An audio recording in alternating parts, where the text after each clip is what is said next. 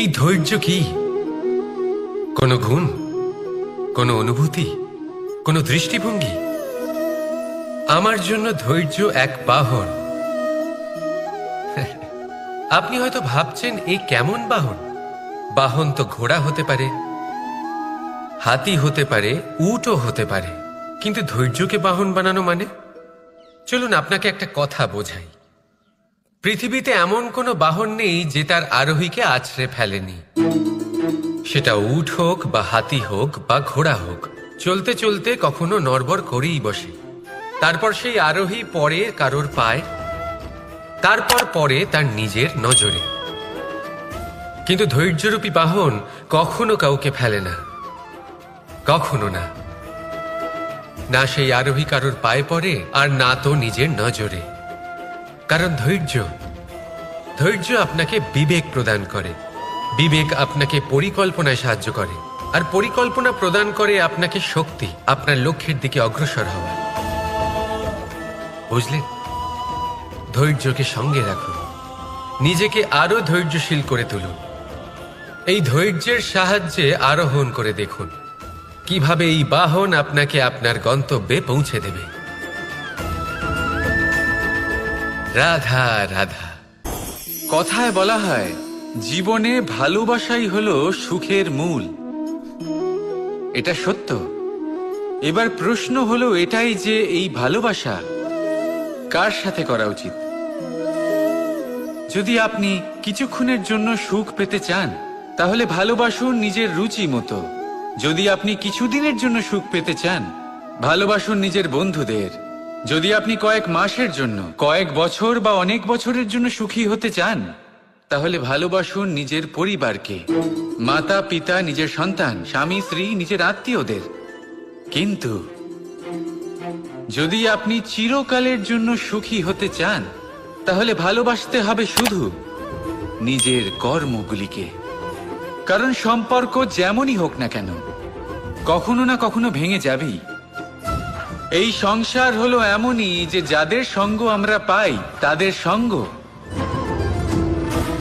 একদিন ত্যাগ করতে হয়। শুধু কর্মই হলো এমন এক সঙ্গ যা কখনো আপনাকে ত্যাগ করবে না। আপনার মৃত্যুর পরেও এই কর্ম আপনাকে বাঁচিয়ে রাখবে। তাই সবসময় মনে রাখবেন, এই কর্ম ধর্ম মনে করে পালন করা উচিত। জীবনের শেষ মুহূর্ত পর্যন্ত কর্মকে ভালোবাসুন, জীবনের শেষ মুহূর্ত পর্যন্ত সুখে থাকবেন। আর আমি তো সবসময় বলি, শুধু কর্ম করতে থাকো, ফলের চিন্তা করো না। তাহলে আসুন আর আমার সাথে ভালোবেসে বলুন, রাধা রাধা। জীবনে ক্ষমা চাওয়া তাও কিছুটা সহজ, ক্ষমা করতে পারা অত্যন্ত কঠিন। ক্ষমা 2 অক্ষরের এই শব্দ হতে পারে, কিন্তু অত্যন্ত বড় এই শব্দ, অত্যন্ত গুরুত্বপূর্ণ এই শব্দ। কখনো কখনো অন্য কাউকে ক্ষমা করে দেওয়া তাও কিছুটা সহজ কাজ, কিন্তু নিজেকে ক্ষমা করতে পারা অত্যন্ত কঠিন হয়ে দাঁড়ায়। অতীতে যদি আমাদের এমন কোনো ভুল হয় যে কারণে আমরা নিজেকে ক্ষমা করতে পারি না, অনেক সময় এমন কিছু ভুল করে বসি যে বিষয় শুধু আমরাই জানি, কিন্তু আমরা নিজেকে ক্ষমাই করতে পারি না। আর আমাদের বিকাশ সেখানেই স্তব্ধ হয়ে যায়। কারণ যদি আপনি ক্ষমা করতে না শেখেন, নিজেকে ক্ষমা যদি না করতে পারেন, তাহলে তা আপনার জীবনের সবথেকে বড় বাধা হয়ে দাঁড়াবে। সেই জন্য জীবনে অবশ্যই শিখুন যে কিভাবে নিজেকে ক্ষমা করতে হয়, আর শিখুন যে আগের করা ভুল আবার কি করে না করা যেতে পারে। এই মন হালকা হবে আর প্রসন্ন হয়ে বলবে, রাধা রাধা। আমি অনেক মানুষকে এটা বলতে শুনেছি যে মানুষ মানেই ভুলের বাক্স, মানুষ নাকি ভুলে ভর্তি পুতুল। আর এটাই সত্যি। দেখুন, ভুল কার দ্বারা হয় না, প্রত্যেকের দ্বারা হয়। আর একটা নয়, অনেক ভুল হয়। কিন্তু মনে রাখবেন, তাদের বস্ত্রতেই কাদা লাগে যারা কাদা পরিষ্কার করার প্রচেষ্টা করেন। তাহলে যেখানে চেষ্টা আছে সেখানে ভুল তো হবেই। এবারে যদি আপনি কোনো নতুন সংকল্প করতে যান, কোনো বড় কাজ করতে যান, আর আপনার দ্বারা কোনো ভুল হয়ে যায়, তাহলে কোনো ব্যাপার নয়। তার জন্য পস্তাবেন না। নিজের ভুলটাকে চিনুন, তাকে বুঝুন, তাকে শুধরাবার চেষ্টা করুন, আর সব থেকে জরুরি কথা, নিজের ভুল থেকে শিখুন। তাদের হাত থেকেই রক্তপাত হয় যারা কাঁটার মধ্যে লুকোনো ফুলকে খোঁজার চেষ্টা করে। তাই মনে রাখবেন, যে জীবনে কোনো ভুল করেনি সে জীবনে নতুন কিছু করার কোনো চেষ্টাও করেনি। এই ভুল আপনার সব থেকে বড় শিক্ষক। তাই সেটাতে দুঃখী হবেন না, তার জন্য পস্তাবেন না। এই ভুলকে সম্ভ্রম করতে শিখুন। তারপর দেখবেন আপনি নিজেকে জীবনে আরো শিখরে নিয়ে যাবেন। রাধা রাধা।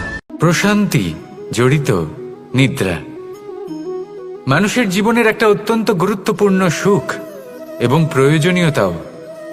দেখতে গেলে এই সংসারের প্রত্যেক পশু পাখি, প্রত্যেক জীব অবশ্যই নিদ্রা প্রাপ্ত করেন, কিন্তু মানুষ, যার মধ্যে বিচার বিবেচনা করার শক্তি অন্যদের থেকে অনেক বেশি, তার কিন্তু ঘুমের কিছু সমস্যা অবশ্যই হয়।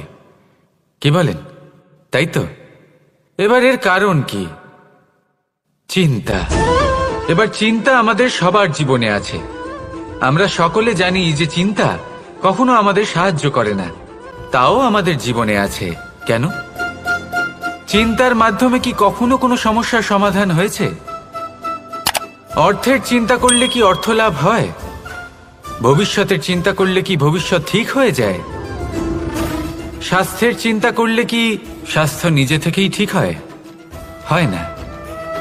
তাহলে এই সব কিছু থেকে আমাদের একটা ছোট্ট শিক্ষা অবশ্যই লাভ করা উচিত। আপনিও আপনার কাঁধ থেকে চিন্তার এই বোঝা নামিয়ে ফেলুন, আর এই সব ইচ্ছে একত্রিত হয়ে আমাদের মনে চিন্তা উৎপন্ন করে। তাই এই চিন্তাগুলিকে ত্যাগ করুন, প্রকৃতির প্রেমের ওপর বিশ্বাস রাখুন। মনে রাখবেন, যিনি চিন্তা মুক্ত হবেন তিনি চিতা মুক্ত হবেন। সুখের নিদ্রা প্রাপ্ত করুন, আর নিদ্রায় যাবার আগে আমার সাথে ভালোবেসে বলুন রাধা রাধা।